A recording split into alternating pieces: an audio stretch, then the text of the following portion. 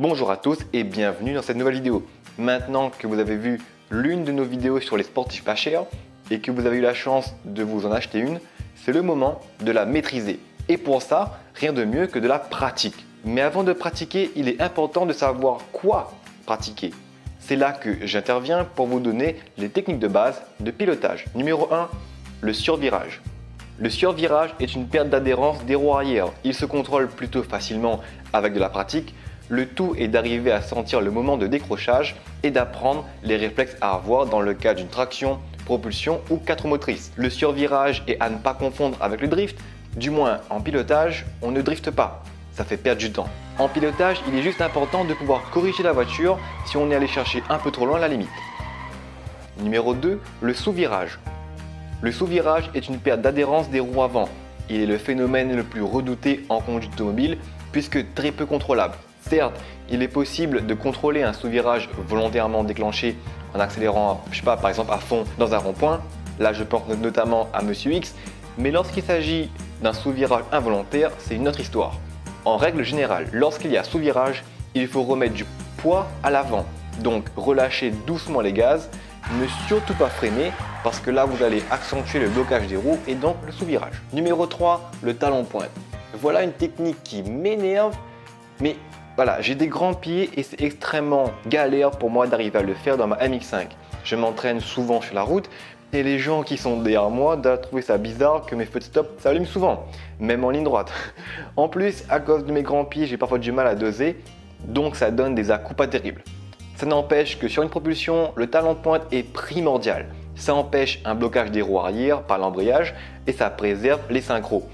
Le talon pointe consiste à freiner, à rétrograder et à donner un coup de gaz en même temps.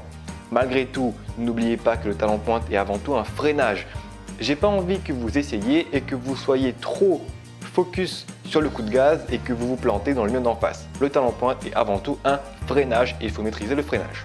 Numéro 4, le double débrayage. En gros, c'est un talon pointe mais sans freinage.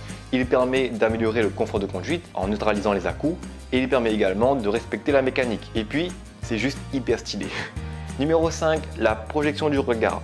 S'il y a des motards parmi nous, ils savent de quoi je parle. La voiture suit votre regard. Vous devez regarder loin et visualiser votre trajectoire. Dans un film, un acteur dit « Ce qui compte, ce n'est pas le virage qu'on aborde, mais le prochain ». C'est exactement ça. Vous devez regarder loin à la sortie du virage. Numéro 6, les trajectoires. Bon, je ne vais pas vous faire un cours de trajectoire, mais lorsque vous arrivez sur un circuit, il est important de prendre du recul et d'analyser les virages. Une bonne trajectoire ne veut pas dire se mettre à l'intérieur tout le temps. Il est parfois mieux d'écarter pour resserrer ensuite. Enfin bref, chaque virage est propre à lui-même, donc il faut analyser les trajectoires et aller voir le moniteur de pilote sur le circuit pour qu'il vous donne des indications. Numéro 7, le transfert de charge. Cette compétence relève plus du feeling, mais l'entraînement peut mettre en exergue cette donnée du pilotage. Une voiture, ça n'est pas un bloc rigide immobile. Votre voiture, elle a une masse et cette masse, elle bouge si vous accélérez, si vous freinez, si vous tournez, et ce mouvement va provoquer des choses, du survirage, du sous-virage, etc. Il est important de savoir exploiter ce phénomène pour maîtriser votre véhicule. Numéro 8, le freinage.